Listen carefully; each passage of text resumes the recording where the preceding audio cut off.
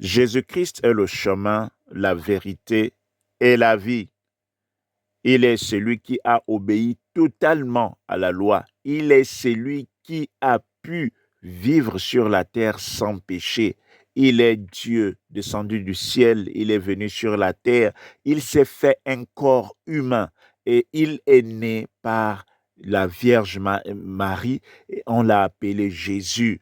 Jésus-Christ est Seigneur et Sauveur. Il est le Fils de Dieu.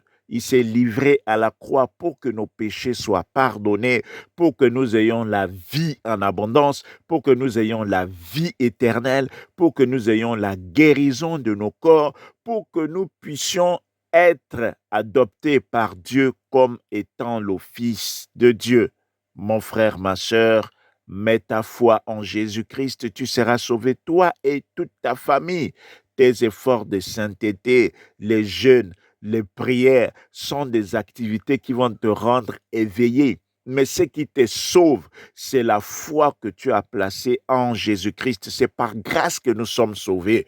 Par nous-mêmes, nous ne pouvons pas nous sauver. Nos efforts de jeûne, nos efforts de prière sont des activités qui nous gardent éveillés. Mais c'est Jésus-Christ, Jésus, notre Seigneur et Sauveur, celui qui a accompli toutes choses pour notre bien. Il a tout accompli pour que nous soyons sauvés. Il a tout accompli pour que nos péchés soient pardonnés.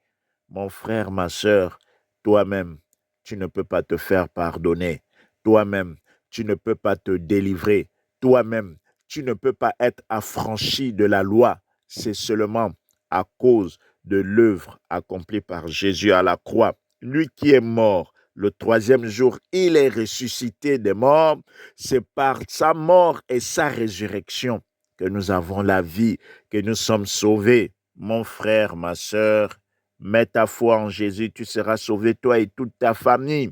C'est vrai, les activités spirituelles existent, mais la foi en Jésus, une confiance certaine en Jésus nous donne d'accéder à la vie en abondance, à la vie éternelle, à la délivrance. Jésus-Christ est le chemin, la vérité et la vie. Si tu crois, tu verras la gloire de Dieu.